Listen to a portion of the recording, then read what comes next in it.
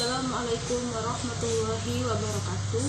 Saya Windriyanti dengan NIM 2120210043 dari kelompok 3 yang akan membahas tentang dasar-dasar kebutuhan anak usia dini dan relevansinya dengan pendidikan Islam di salah satu mata kuliah, yaitu Psikologi Perkembangan Anak Usia Dini, dengan dosen pengampu Bapak Muhtarom, SPDI MPDI.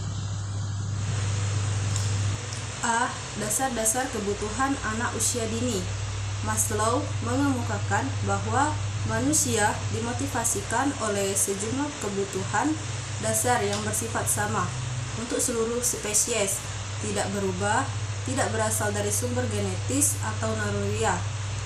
Menurut Rosmini Goes Salim, Ketua Prodi Terapan Fakultas Psikologi Universitas Indonesia, kebutuhan dasar anak usia dini mencakup kesehatan, pendidikan, pengasuhan, dan perlindungan kesehatan. Pada hakikatnya, seluruh makhluk hidup, khususnya manusia, pasti mempunyai kebutuhan-kebutuhan, baik yang bersifat wajib dan mendasar seperti oksigen, makanan, minuman, dan lain-lain, maupun yang bersifat kebutuhan, perkembangan dan pertumbuhan, seperti kreatif, mental, realisasi, dan lain-lain, yang hanya dibutuhkan oleh manusia antara makhluk hidup lainnya. Banyak ahli atau para pakar psikologi telah melakukan pelatihan dan melahirkan suatu teori terkait dengan kebutuhan-kebutuhan dasar manusia, baik saat dalam masa prenatal, masa kelahiran, masa kanak-kanak, masa remaja, masa dewasa, sampai masa tua. Pada dasarnya, kebutuhan menurut Maslow suatu sifat yang dipandang sebagai kebutuhan dasar jika memenuhi syarat-syarat sebagai berikut. A. Tidak hadirnya menimbulkan penyakit. B. Kehadirannya mencegah timbulnya penyakit. C. Pemulihannya menyembuhkan penyakit. D. Pada situasi-situasi tertentu yang sangat kompleks, di mana orang bebas memilih, orang yang sedang kekurangan ternyata mengutamakan kebutuhan itu dibanding dengan kepuasan lainnya. E. Secara konferensif, setiap individu mempunyai kebutuhan-kebutuhan dasar yang sama meskipun berbeda tingkat usia, karena kebutuhan dasar merupakan aspek yang mesti dimiliki dan dipenuhi oleh manusia untuk bisa bertahan hidup dan memperoleh kebahagiaan. 1. Pengertian kebutuhan. Kebutuhan adalah segala sesuatu yang dibutuhkan manusia untuk mempertahankan hidup serta untuk memperoleh kesejahteraan dan kenyamanan. Yang kedua, pengertian anak usia dini. Definisi anak usia dini menurut Neasi menyatakan bahwa anak usia dini merupakan anak yang berada pada usia 0 sampai dengan 8 tahun. Yang ketiga, aspek-aspek kebutuhan anak usia dini. Konsumsi makanan dapat meningkatkan daya kekuatan fisik seorang ibu hamil, terutama ketika melakukan aktivitas dan meningkatkan kegiatan kerja. Dibutuhkan untuk keseimbangan keadaan tersebut. A. Kebutuhan psikologis. Kebutuhan kejiwaan yang dapat diwujudkan saat anak masih dalam kandungan, dan pembentukannya tergantung tingkat kesiapan ibu dalam memberikan respon pada bayi yang dikandung. B. Kebutuhan sosiologis. Kebutuhan untuk hidup berinteraksi terhadap orang lain merupakan hal yang juga tidak kalah penting dengan kebutuhan lainnya. C.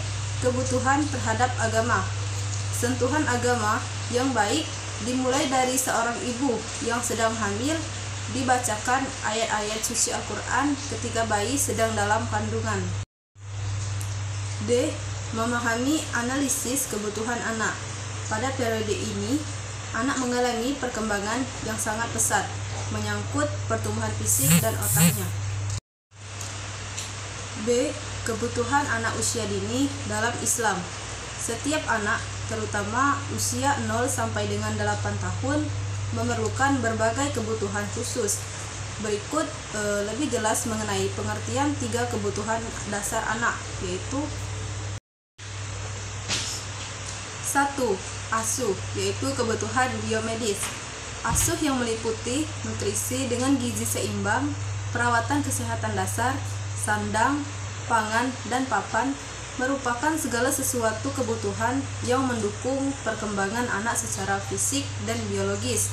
Yang kedua ada ASI, yaitu kebutuhan emosional, yaitu kebutuhan anak akan kasih sayang, diperhatikan, dan dihargai, pengalaman baru, ujian, tanggung jawab untuk kemandirian sangatlah penting untuk diberikan. Yang ketiga ada ASA, yaitu kebutuhan dan stimulasi mental dini, yaitu proses pembelajaran, pendidikan, dan pelatihan yang diberikan sedini dan sesuai mungkin, terutama usia 4-5 tahun pertama atau golden years, sehingga akan mewujudkan etika, kepribadian yang baik, kecerdasan, kemandirian, keterampilan, dan produktivitas yang baik.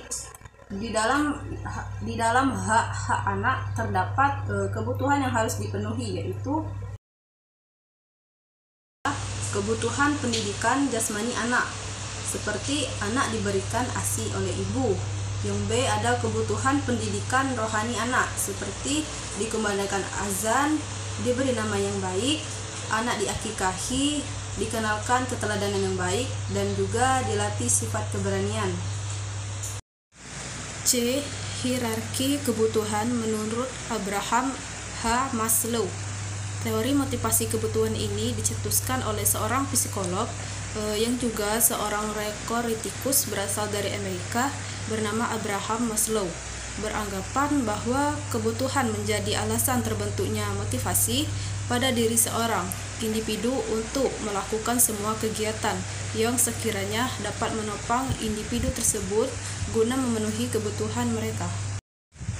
Teori hierarki kebutuhan yang dicetuskan oleh Abraham Maslow ini merangsang adanya pengaruh yang sangat besar pada kehidupan manusia dalam memenuhi kebutuhan yang sehari-hari. Konsep hierarki kebutuhan dasar ini bermula ketika Maslow melakukan observasi terhadap perilaku monyet. Menurutnya atau kesimpulannya bahwa beberapa kebutuhan lebih diutamakan dibandingkan dengan kebutuhan yang lain. Contohnya itu seperti jika harus minum, jika kita haus berarti kita harus minum. Menurut Abraham H. Maslow, manusia memiliki 5 kebutuhan, yakni 1. Kebutuhan psikologis, yaitu kebutuhan mempertahankan hidup secara fisik. 2. Kebutuhan akan rasa nyaman. 3. Kebutuhan akan rasa memiliki rasa kasih sayang. Yang keempat itu ada kebutuhan akan penghargaan. Dan yang kelima ada kebutuhan akan aktualitas diri atau kebutuhan membuktikan dan menunjukkan dirinya pada orang lain. Terdapat faktor yang mempengaruhi aktualitas diri, yaitu 1. Internal, faktor internal, yaitu hambatan yang berasal dari dalam diri anak, seperti A. Ketidaktahuan akan potensi diri, B. Perasaan ragu dan takut. 3. Faktor eksternal, yaitu hambatan yang berasal dari luar diri, seperti A. Budaya, B. Faktor lingkungan, dan C. Ada pola asuh. Kemudian ada karakteristik aktualisasi diri, diantaranya 1. Penerimaan terhadap dirinya sendiri dan orang lain, 2. Kesadaran sosial, 3. Hubungan interpersonal, 4. Kreativitas, dan 5. Mengintegrasikan sarana dan tujuan. Baiklah teman-teman sekalian, itulah tadi presentasi dari kelompok 3. Kurang lebihnya saya mohon maaf. Saya akhiri. Wassalamualaikum warahmatullahi wabarakatuh.